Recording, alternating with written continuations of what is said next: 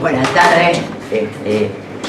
Yo voy a tratar de dar una pequeña mirada sobre la historia de las últimas décadas y el panorama internacional, porque creo que la dinámica de la Argentina en las últimas décadas tuvo mucho que ver con la celeridad de las transformaciones que se fueron procesando.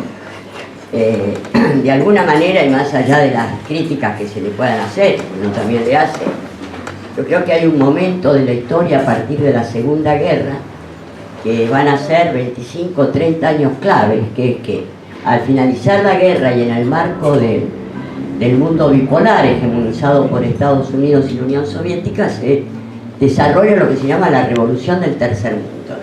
Hay que tener en cuenta la magnitud de lo que significó esto. Era el 80% de la población mundial, que en los siglos anteriores estaba sometido bajo dominios coloniales o neocoloniales a las potencias del occidente central, que inician los procesos de liberación nacional y social, la descolonización de África, las revoluciones en varios distintos países, los gobiernos populares en América Latina. Y la experiencia del primer peronismo, los primeros años del peronismo, se inserta en este proceso. No fue un fenómeno aislado, etc. Piensen ustedes, hay que tener en cuenta, China era una colonia, hasta 1949, una colonia de Inglaterra, Francia, Estados Unidos y Japón. Esto es lo que da cuenta de la magnitud. La India era una colonia inglesa. Ni hablar de Indochina bajo Francia, etcétera, etcétera. Y esto me parece que es bastante importante, porque Argentina tiene un papel en ese periodo. Argentina y Perón, aunque no lo podamos creer, tuvo un papel muy importante tanto en el tercer mundo como en América Latina, donde se dan cosas graciosas. Por ejemplo, yo no sé si ustedes conocen la anécdota, pero en 1948 Perón, que tenía toda la universidad en contra y solamente 2 universitarios en todas las universidades, decide hacer una Federación Latinoamericana de Estudiantes. ¿Conocen la historia? Federación Latinoamericana de Estudiantes en la alianza con el Partido Ortodoxo de Cuba, con Arbenzi Arévalo de Guatemala y con Jorge Eliezer Gaitán, que era la izquierda del Partido Demócrata o Liberal en Colombia. Se reúnen en Bogotá con tal puntería que inician la reunión, van a verlo a Jorge Eliezer Gaitán, y cuando al segundo día comienzan las deliberaciones, lo asesinan a Jorge Eliezer Gaitán, se arma el Bogotazo, que es una gran rebelión, etcétera, etcétera, y resulta que estos 2 de los delegados, 2 jóvenes cubanos, 20 años aproximadamente, se meten en el despelote. En determinado momento los tienen rodeados y entonces con desesperación logran comunicarse con la embajada argentina. La embajada argentina manda un auto con una bandera encima, lo lleva a la embajada de Cuba y le salva la vida. Como ustedes saben, la CIA desclasifica los documentos cada 50 años. Esto es 1948, 1998, García Luco, Pajarito García Luco, que era muy de encontrar estas cosas, ve cómo tenía clasificada la CIA a uno de estos jóvenes, cubanos, que era Castro Ruz, Fidel, agitador estudiantil peronista de origen cubano. El tema es que esta influencia también se vio en determinados lugares, precisamente. Bueno, digo 2 o 3 anécdotas que conozco. Por ejemplo, L'Oreal Ferrara lo invitan a una reunión de médicos en Ghana, donde estaba Juan Nkrumah, era el líder que había hecho la revolución, era uno de los referentes de la revolución africana, había escrito sobre neocolonialismo, y para su sorpresa le dicen que él quisiera, que el presidente Nkrumah quisiera hablar con él. Y él va, y entonces cuando se sienta, el presidente Nkrumah le dice: bueno, hábleme del peronismo, ¿cómo está la cosa? Y él dice: ¿cómo del peronismo? Sí, le dice Nkrumah, nosotros somos peronistas, Lumumba también era peronista. Otra, esta te dio la registrada por mí, un amigo mío, estaba en Vanguardia Comunista, y entonces lo van a ver a Enver Hoxha en Albania. Enver Hoxha estaba a la izquierda de Mao Zedong, para que nos demos un nivel. Llegan a verlo Y les dice, bueno, ¿ustedes qué orientación tienen? Bueno, somos marxistas, leninistas, pensamiento de Mao Zedong, pro-albaneses. Y el Maroc le dice, ¿ustedes están en la Argentina? Sí. Ah, pero en la Argentina hay que ser peronista, le dice el Maroc. Este me dice que era tan sectario que volvió y se hizo peronista. En el año 79 se hace la revolución islámica en Irán y aparece o cuenta que una de las formas de dirigir la resistencia iraní del Ayatollah Khomeini era enviar cassettes con mensajes y formas de articulación que había sido la forma de la resistencia peronista. Nosotros estábamos exiliados en México y dijimos, qué bárbaro, mirá vos, qué parecido a Irán, que está tan lejos, el mismo método que la resistencia peronista. Después sale un libro de Norberto Galazo que cuenta que efectivamente el Ayatollah Khomeini era amigo de Perón. Y entonces, cuando Perón iba a París, se encontraba con Ayatollah, cuando el Ayatollah iba a Madrid, se encontraba. Y ahí le pasó la metodología. Digo esto porque, de alguna manera, efectivamente, y más allá de, reitero, las críticas que se pueden hacer, hasta el triunfo de la Revolución Cubana, más hasta el vuelco de Fidel al bloque soviético, Estados Unidos tenía como enemigo más peligroso en América Latina al peronismo. Y quiero decirles cuáles eran los planes. Por ejemplo, hay unas declaraciones de Churchill. En 1945 se había comenzado el proceso y dice: no dejemos que Argentina sea una potencia porque arrastrará tras sí a toda América Latina. La estrategia es debilitar y corromper por dentro la Argentina, destruir sus industrias, las fuerzas armadas, fomentar divisiones internas de derecha a izquierda, atacar su cultura en todos los medios, imponer dirigentes políticos que respondan a nuestro imperio. Esto se logrará gracias a la apatía del pueblo y a una democracia controlable, donde sus representantes levantarán sus manos en masa para servir a esta misión.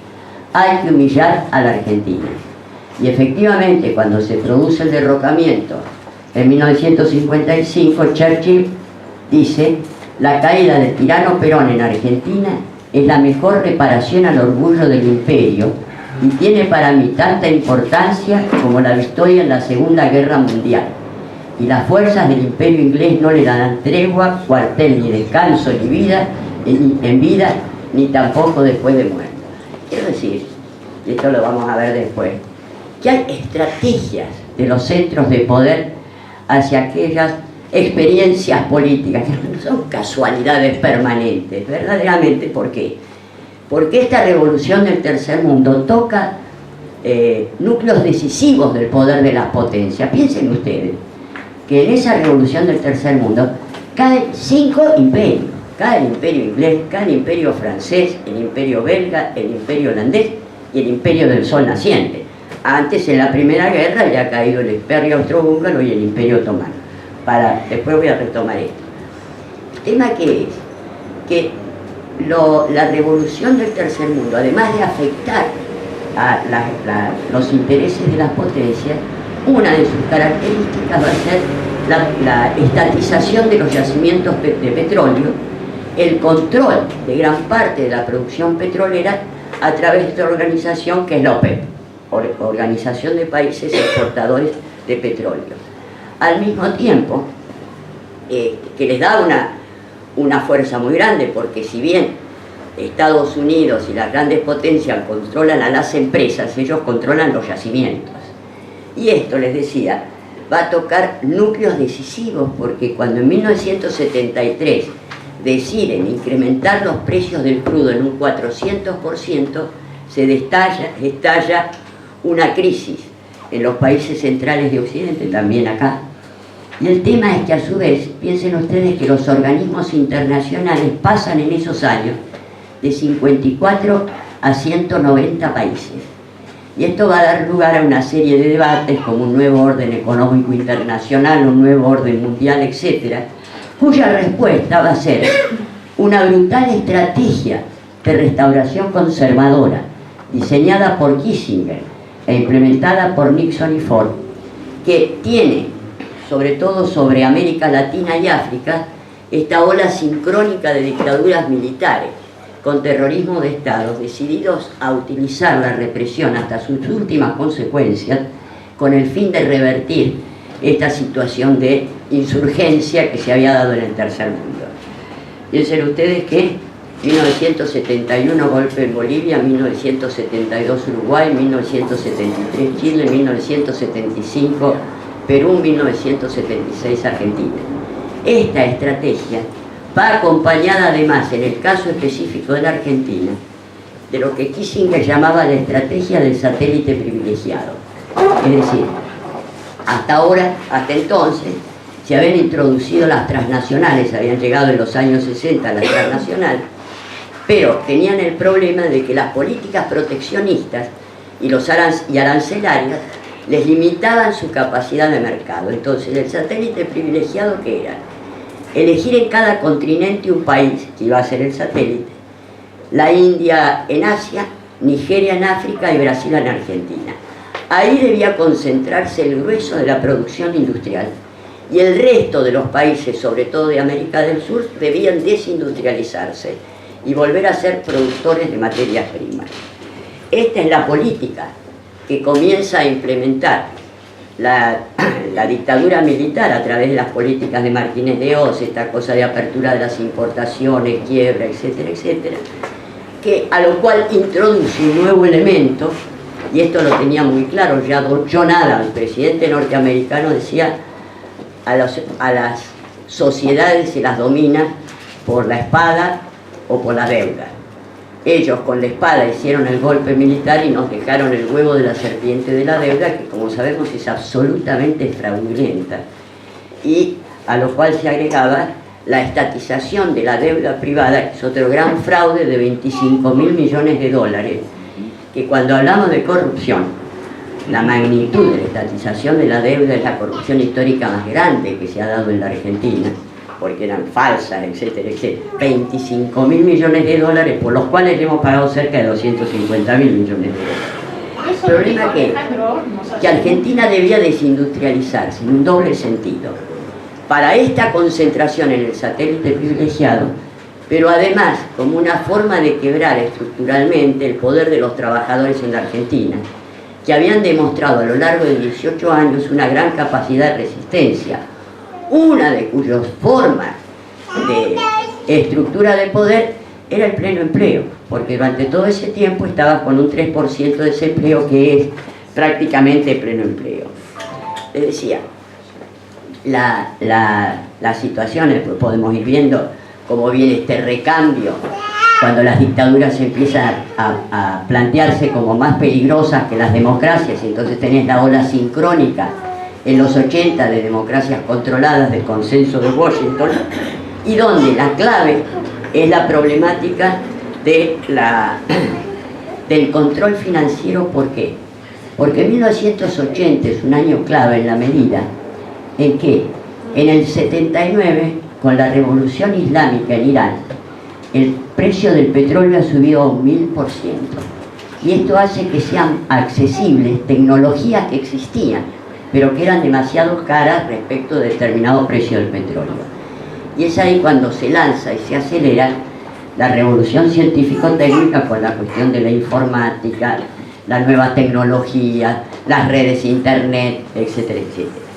Esto le va a dar a Estados Unidos un poder muy especial, porque es como controlar computadoras y redes internet, y el otro tiene máquinas de escribir mecánica y buzones para comunicarse con sobre. Y ahí es donde Nixon lanza dos grandes estrategias: la guerra de las galaxias contra la Unión Soviética, que después si quieren se las explico, y por otra parte una reconversión tecnológica salvaje en gran escala, porque la clave de las nuevas tecnologías es que requieren un 75% menos de tiempo de trabajo humano, que no son personas, es tiempo de trabajo humano. Después vemos lo que esto significa.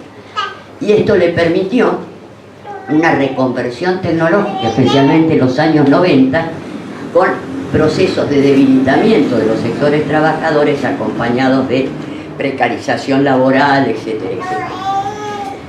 En el 89, esta estrategia de Reagan tiene su triunfo con la caída del muro de Berlín. Evidentemente, la necesidad de volcar grandes recursos a la actualización de la guerra espacial empieza a hacer crujir las distorsiones que tenía la Unión Soviética. Bueno, 1989 cae el muro de Berlín. Entonces entramos en los 90 en el nuevo orden mundial, la hegemonía absoluta de los Estados Unidos, la globalización neoliberal, el único camino, etcétera, que en Argentina se manifiesta en la gran traición del menemismo y una política verdaderamente arrasadora en términos de lo que fueron y significaron las privatizaciones, bueno, el endeudamiento, bueno, lo que significaba acabarlo. Y después vamos a ver el diagnóstico del desarrollo de esto. Ahora, esta euforia de los años 90 en el 2001 va a tener un punto simbólico de inflexión, con las caídas del muro de las Torres Gemelas, pero a su vez con el ingreso de China a la Organización Mundial de Comercio. Ustedes saben que en el 78, después de la muerte de Mao, PC Chino lanza la teoría de las 4 modernizaciones, es decir, un cambio drástico con un desarrollo industrial, que después si quieren lo vemos, etc. El tema es que es el comienzo del fin de la hegemonía de los Estados Unidos. Y esto va a venir, se va a revelar a lo largo de estos últimos 15 o 18 años, en nuevas guerras localizadas entre las nuevas potencias, el bloque de poder de China articulado con Rusia, que ha recompuesto su poderío, frente a Estados Unidos, Europa Occidental, apoyados por la NATO. Ustedes saben, hay en la actualidad 12 guerras, 5 en el mundo árabe y 7 en el África Negra, guerras absolutamente genocidas, que aparecen como guerras civiles o religiosas, pero en realidad detrás de cada una de esas está uno u otro de los bloques de poder, generando situaciones verdaderamente dramáticas. Por ejemplo, hay un informe de UNICEF que dice que en la actualidad hay 250 millones de chicos menores de 18 años que están creciendo en condiciones de guerra.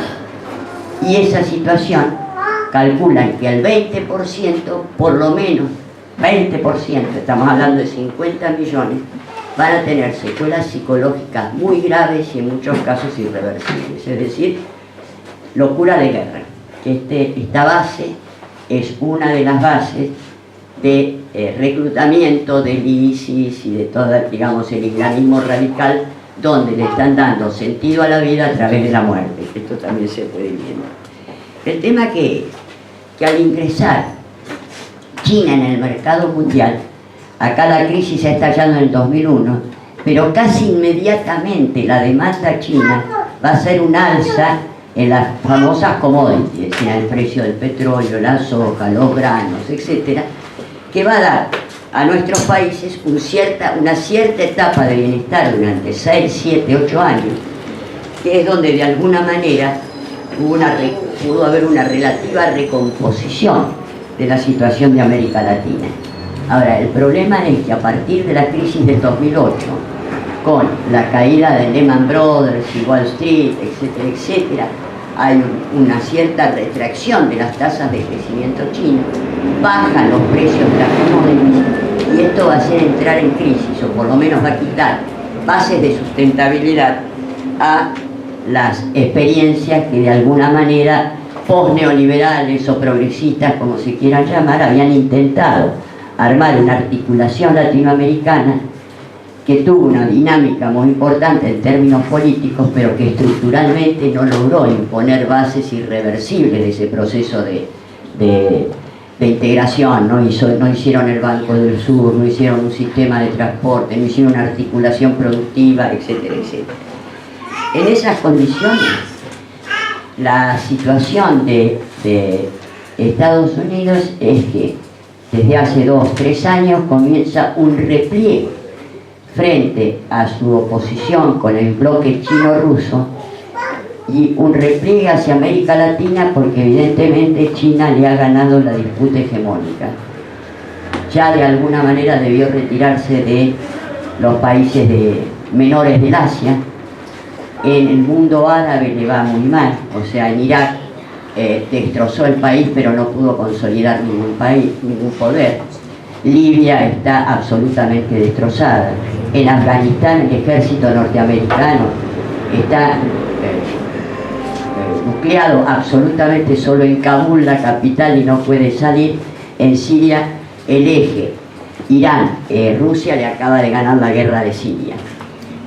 Y a su vez, en África, China, que ha tenido un crecimiento exponencial, que después si quieren lo vemos, ha hecho grandes inversiones en África, donde está consolidando la ruta de la seda, etcétera, etcétera, con lo cual Estados Unidos empieza un repliegue sobre América Latina, equivalente a lo que fue el repliegue de los años 70 después de la derrota de Vietnam. Y esta es la situación de altísimo riesgo que estamos atravesando, porque a su vez inició una serie de golpes blandos o de manipulaciones de información, asentándose sobre los errores cometidos por muchos de estas experiencias, llamémoslas progresistas o como sea, y nos encontramos que en Argentina estamos ante un gobierno que está dispuesto a terminar y profundizar el saqueo que se vino realizando desde la dictadura militar hasta acá. ¿Por qué? Porque, bueno, la diferencia de estos sectores, lo nuevo de estos sectores es que son directamente hombres, digamos, hombres y mujeres, digamos, personas de los bancos o de las grandes corporaciones los que hacen la política. Entonces tenemos a un señor Luis Caputo, que es un tipo que fue presidente del JP Morgan, del Deutsche Bank, y después lo dejó para fundar fondos de pensión. Y entonces tenés un Financial Times que hace una encuesta en el 2017 preguntando a sus lectores cuál consideran que fue la operación financiera más delirante del mundo en el año 2017. El 70% de los lectores indicó que era el bono a 100 años tomado por Argentina al 8% anual, que es altísimo, porque todos están... Terrible que Estados Unidos incrementó la tasa de interés, la incrementó al 3%. La Argentina tuvo un bono a 100 años al 8%. Ahora, después aparecen los Paradise Papers y uno de los fondos de inversión de los paraísos fiscales más beneficiados con el bono delirante fue Noctua Partners, que es un fondo de inversión del señor Luis Caputo. Digo, esta es la magnitud. O tenés la situación en el caso de las petroleras, Shell, Juan Carlos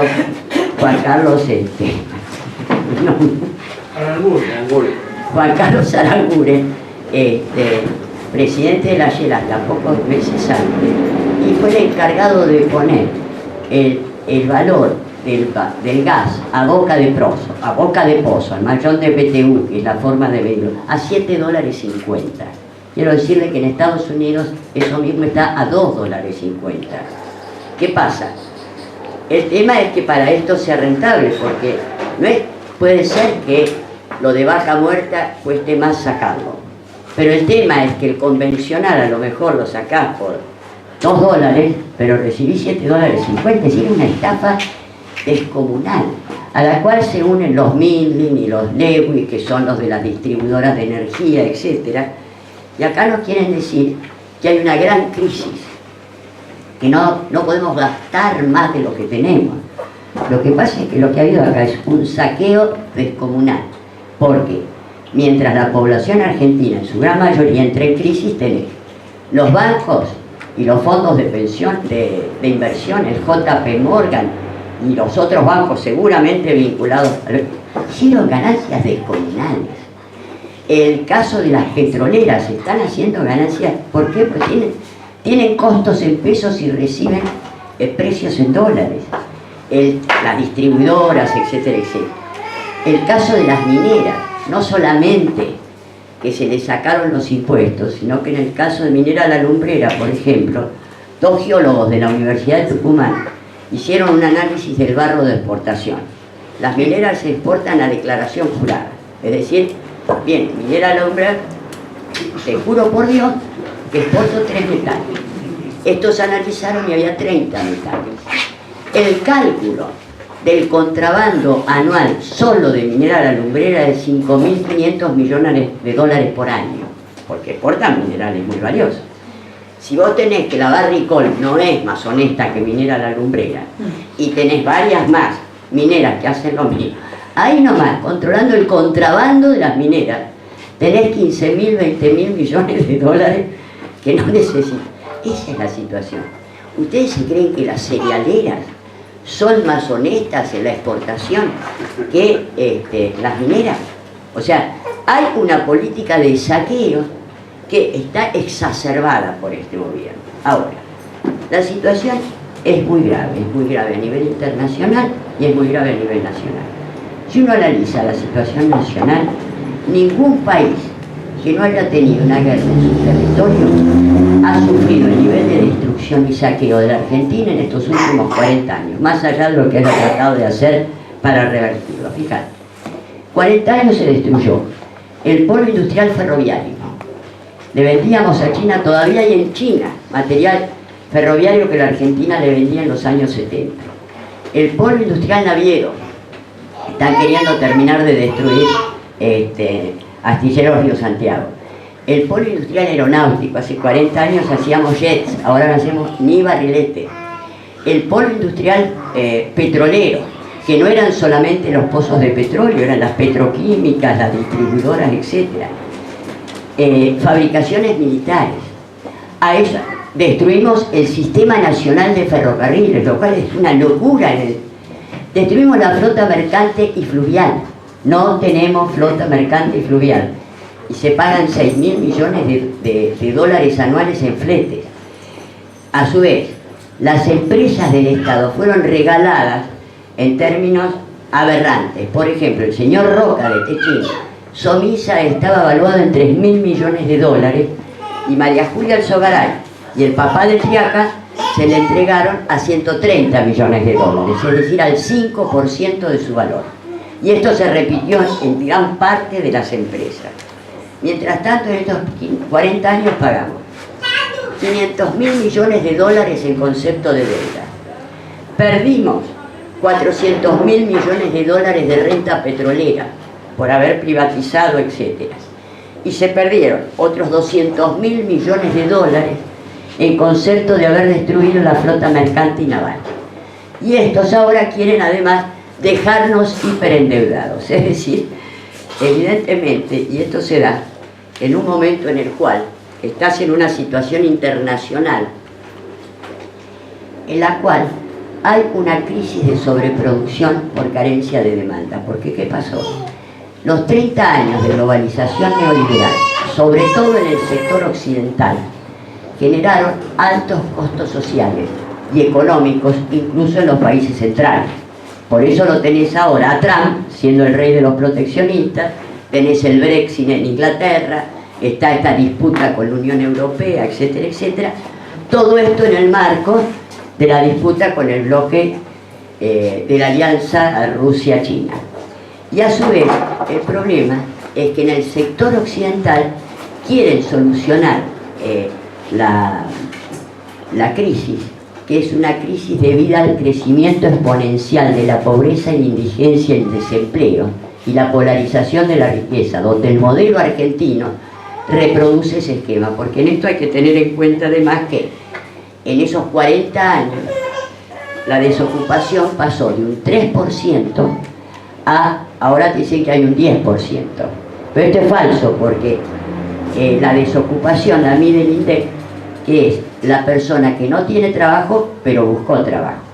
Si no tiene trabajo, pero no buscó trabajo porque cayó en el desaliento, no es desocupado, es inactivo. Ahora, si juntás los inactivos en edad de trabajar con los desocupados, está superando el 20% fácil. A todo esto, tenías el 90% de los trabajadores en blanco y con derechos sociales. Y ahora tenés el 46%, más de la mitad cayó en la precarización, negro, etcétera, etcétera. Y a su vez, la pobreza pasó de un 6% a más del 30%. Si te dicen 35, es absolutamente ridículo la forma en que lo miden. ¿Por qué? Porque una familia es pobre si gana menos de 20.000 pesos. Ahora, si gana 21.000, ya no es pobre. Ahora, saca 1.000 pesos dividido 4, 250 por mes, dividido 30 te da 8 pesos. Ha dejado de ser pobre, pero ningún miembro de la familia puede hacer un viaje en colectivo de ida. Entonces, cuando decir la pobreza en serio está rondando el 40%. Esto es una catástrofe. Digo, el nivel de saqueo y crisis social, ni hablar de lo que fue el sistema educativo público, y esto no es, decime cuando tengo que parar, no se olvide, esto no es inocente, porque si vos vas a dejar afuera el 35% de la población, no le podés dar el poder de la educación, porque te dicen que la información es poder, la educación es un poder mayor aún, porque es capacidad de incorporar y procesar educación y conocimiento. Por lo tanto, este deterioro del sistema educativo público, además de que ellos consideran que la educación y la salud no son derechos sino mercancía, lleva a que necesariamente tener una población más fácilmente manipulable. El tema es cómo salimos de esto. Aparentemente una crisis como esta, muy similar a la de 1930, tuvo dos salidas. Una fue el New Deal. El señor Roosevelt, presidente de Estados Unidos, se dio cuenta, en ese caso estaba asesorado por Keynes, contando con algunos empresarios como Henry Ford, que era más malo que una piraña, sabemos lo que era Henry Ford, pero no era ningún tonto. Y que entonces hicieron los famosos estados de bienestar, donde Henry Ford dijo: mi salida de la crisis es que mis obreros me puedan comprar mis autos. Por lo tanto, bajó la jornada laboral, subió los salarios reales, beneficios sociales, etc. La otra salida fue la de Hitler: superar la crisis a través del desarrollo de la carrera armamentista y lanzar la Segunda Guerra Mundial. Estas son las dos salidas que se están planteando acá. Yo no sé hasta dónde estos ejercicios conjuntos de Rusia y China son para decirle no te hagas el vivo. No se sabe qué puede pasar, pero hay que estar muy atentos. Ahora, de acá no se sale, sino a través de una redistribución en gran escala de la riqueza y frenando el saqueo. Por eso yo creo que después lo podemos ir viendo en más detalle. Acá no hay salida para este país si no tenés nacionalización de la banca, basta de la especulación financiera porque hizo nada. Nacionalización del comercio exterior y los puertos, basta de contrabando, viejo, porque si no. Nacionalización de la energía. Ustedes saben que de las 20 empresas más grandes de petróleo del mundo, 17 son estatales. Nos vendieron que había que privatizar la energía, es una locura porque es un insumo básico. Te digo estas tres como, a su vez, Argentina tiene que relanzar dos industrias de base, cuyos capitales, solo con lo que se fugó en los últimos 3 meses, 15.000 millones de dólares, lanzás una industria ferroviaria pública y una industria naviera pública. Pensá que una industria ferroviaria, ojo, se lanza con la guita que nos están afanando en 6 meses.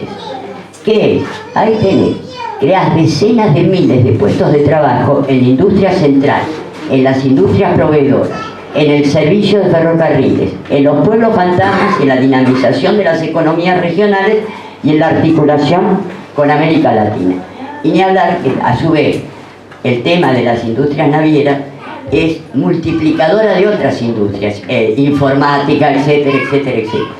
Y se puede lanzar.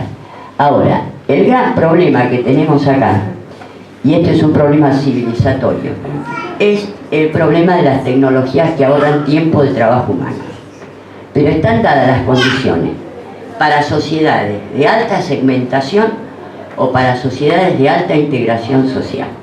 ¿Por qué? Porque si hagamos cada vez 75% menos de tiempo de trabajo humano promedio, hagamos 50 para que nos salga. ¿Esto qué quiere decir? Que hasta los años 80 el producto A te llevaba 80 horas hombre, es decir, 10 personas trabajando 8 horas. Ahora te lleva 40 horas hombre.